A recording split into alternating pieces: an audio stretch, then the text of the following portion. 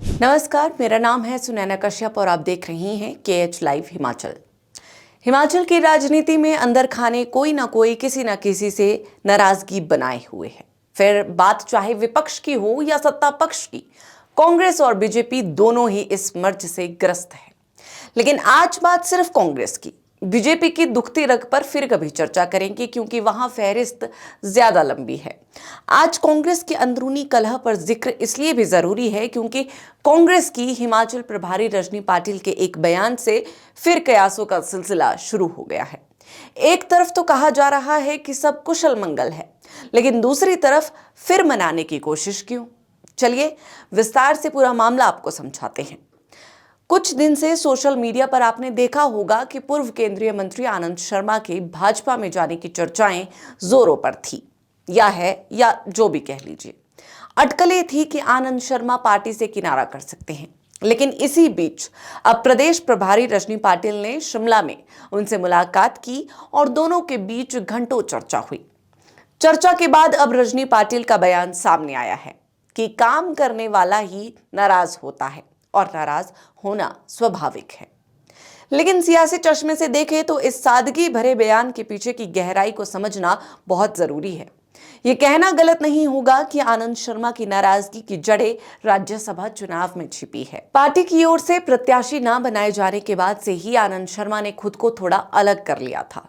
पाटिल का ये कहना कि वो पार्टी छोड़कर नहीं जाएंगे एक राहत की खबर तो है, लेकिन क्या नाराजगी वाकई खत्म हो गई है या ये सिर्फ एक फायर फाइटिंग एक्सरसाइज है? इस पर मंथन जरूरी है। मैम, आनंद शर्मा भी कुछ नाराज चल रहे हैं और ये भी सूचना मिल रही है कि वो बीजेपी में जाने की कोशिश कर रहे हैं। मुझे लगता नहीं आनंद शर्मा जी कभी अपने, क्योंकि इतने स्टॉलवर्ड नेता है, हमारे सबके नेता है वो, यूथ कांग्रेस से NSY से लेके। मैं कल उनको स्वयं जाके मिली। नाराजगी हो सकती है, हमारे सबके कभी होती है कभी नहीं होती है, लेकिन हम उनको हमारे साथ रखेंगे। वो हमारे बहुत बड़े लीडर है। नाराजगी हो सकती है क्या? वो नाराज चले अभी भी? नहीं, नाराजगी हो सकती है, हमारी भी हो सकती है। ऐसे नहीं नाराज, देखो पार्टी में जो काम करता है उसको नाराज होना है स्वाभाविक है। तो हम उनको सब हमारे परिवार के है, तो हम और परिवार के ज्येष्ठ सदस्य है, उनको साथ में लेके जाएंगे। संगठन और सरकार में अच्छा समन्वय हो। आनंद शर्मा हिमाचल कांग्रेस से अलग थलग ही नजर आते रहे हैं, लेकिन प्रदेश की राजनीति में वापसी की उम्मीद कभी नहीं छोड़ी। लोकसभा चुनाव में पार्टी ने कांगड़ा से टिकट दिया, लेकिन तब आनंद को आनंदमयी जीत न मिल सकी। फिर मौका आया राज्यसभा का। इस बार भी चर्चाएं बहुत थी। इतना ही नहीं, राज्यसभा चुनाव से एक दिन पहले शोर था कि सवारी नॉमिनेशन के लिए दिल्ली से कसौली पहुंच गई। बाद में न जाने क्या बात हुई कि शिमला में बैठे मुख्यमंत्री जी ने आनंद के नाम पर सहमति बनाने से मुंह फेर दिया। अब चर्चा तो ऐसी ही है, बाकी मुख्यमंत्री जाने और पार्टी हाईकमान। इसके बाद आनंद शर्मा की नाराजगी हर दिन बढ़ती चली गई। अब कहा तो गया कि गिले शिकवे दूर हो गए हैं, मगर सियासत में हर बात सच हो ये जरूरी भी तो नहीं। दूसरा, कांग्रेस की मुश्किलें तब और बढ़ गई जब पार्टी के वरिष्ठ नेता कौल सिंह ठाकुर ने सार्वजनिक मंच से अपनी ही सरकार को कटघरे में खड़ा कर दिया। कौल सिंह का बयान किसी बम धमाके से कम नहीं था।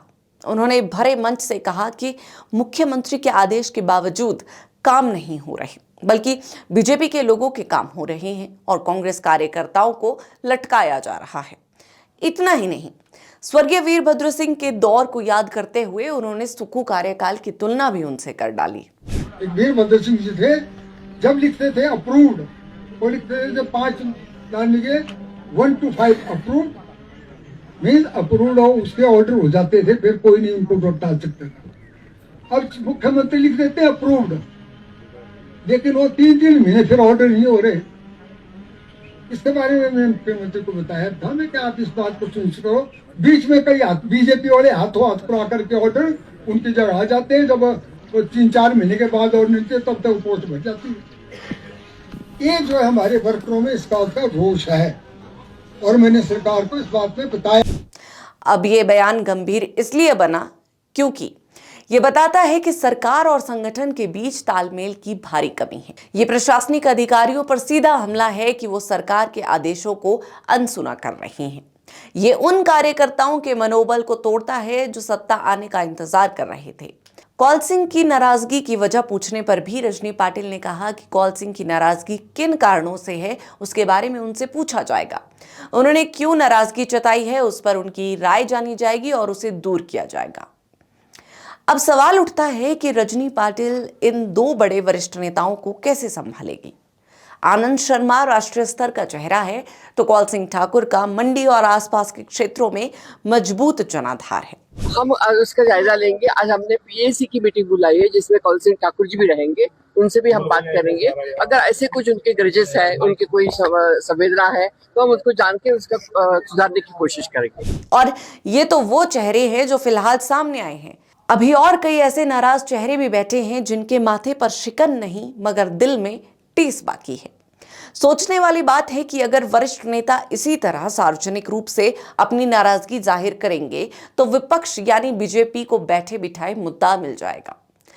रजनी पाटिल ने आश्वासन दिया है कि वो कौल सिंह से बात करेंगी और उनकी नाराजगी दूर की जाएगी।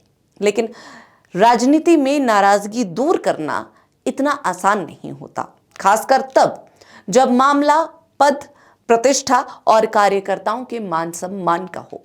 हिमाचल कांग्रेस के लिए ये डैमेज कंट्रोल का वक्त है। एक तरफ आनंद शर्मा की चुप्पी तोड़ना और दूसरी तरफ कौल सिंह के तीखे सवालों का जवाब देना। आने वाले दिनों में ये देखना दिलचस्प होगा कि रजनी पाटिल की ये शिमला डिप्लोमेसी कितनी सफल होती है। क्या कांग्रेस अपने घर को बिखरने से बचा पाएगी? आप इस पूरे घटनाक्रम पर क्या सोचती हैं? क्या वरिष्ठ नेताओं की अनदेखी पार्टी को कमजोर कर रही है?